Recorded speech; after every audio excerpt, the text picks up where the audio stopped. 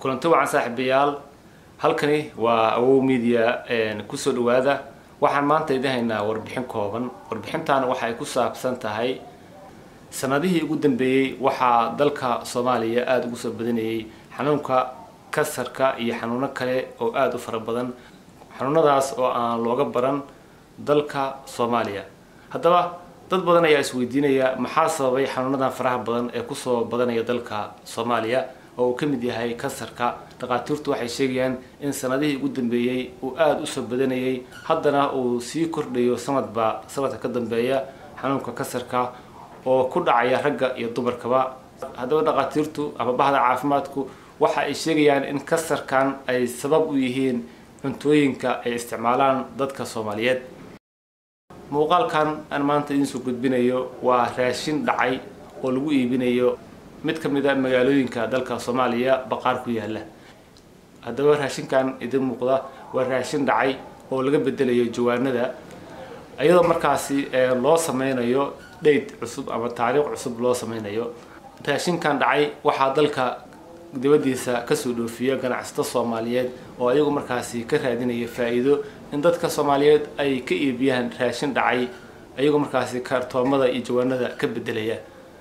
xog badan oo Awow Media ay ku sameysay raashimadan la keeno dalka iyo dabagal aan ku sameynay waxaan soo ogaanay in dalka dibadiisa ay qashin ahaan uga soo qaadaan ama wax markaasi ay dalkaas ka fogeynayaan laakiin ay dalka gudihiisa ku iibiyaan oo ay jawaanada ka bedelaan marka ay keenaan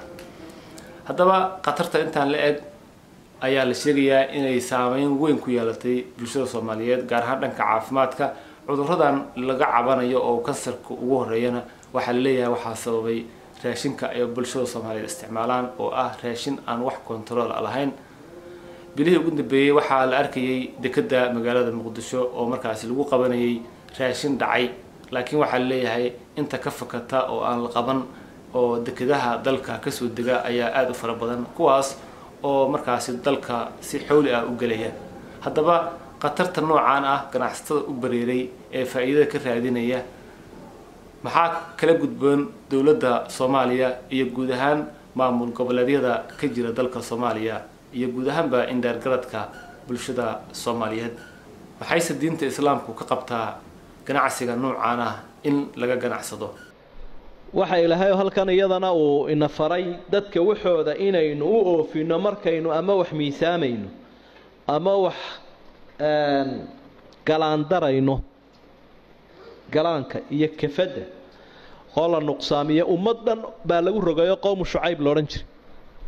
qowm Shucayb gaalnimana way sameeyeen tamaacinimo kalena way ku dareen gaalnimadii oo ahayd kafada iyo miisaanka ayay diiqdiiqi jireenay buusbuusi jireenay balaayo ku dhajin jireen si halka wax uga soo baxaan tamaacinimadu fool xuma tala hadii la yiri kafada iyo miisaanka yaa wax lagu naaqusinin waxay sheegaysaa wixii tiradiisi ha naaqusinina waxa la mid ah iyaduna tayadiina yaa la naaqusin shayga tiradiisi sida loo diiday la naaqusiyo tayadiina yaa la naaqusin wala tarkhasu naas ashyaahum bulay oo shaygu kamna uu leey kayfna uu leey ama tiru leeyo tayu leey tirada ha naqsaamin tayadana ha naqsaamin dadka qaar kood waxay iibiyaan cunno dhacday ay back date ku sameynayaan taariikhdii loo cusboonaysiinaya ala yadhunnu ulaa'ika annahum mab'uuthuna li yawmin 'azim yawma yaqumu an-naasu li rabbil 'alamin kuwaas miyana aaminsaneen in ilaahay aakhiro is hortaagayaan buu lahayn marka akhlaaqiyadka iyo turaalaha iyo naxariista wanaagsan kuma jirto waxaas akhlaaq wanaagsan maaha naxariis maaha waxana hubaala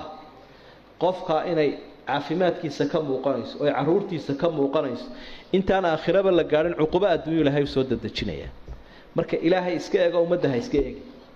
iimaanka dhabta ah waxa weyn inaad isha ilaahay uu iska eegto oo tiraaso ilaahay kuma arkayo dadka dhamay hadaan dawladdu ku arkayn oo boolisku ku arkayn oo kuwa quality control shayga jeegaraya ku arkaynin soo ilaahay kuma arkayo marka waxaan walaaqays halka ilaa aad gaadho dalka gaadho weedooda cirib go'ays in badan oo kamid ah bulshada Soomaaliyeed waxa ay sanadihii ugu dambeeyay ku sii qulqulayeen dalka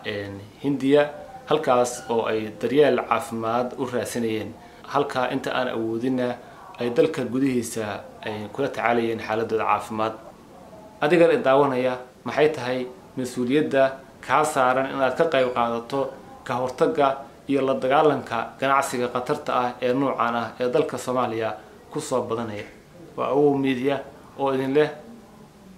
isma dhaafno.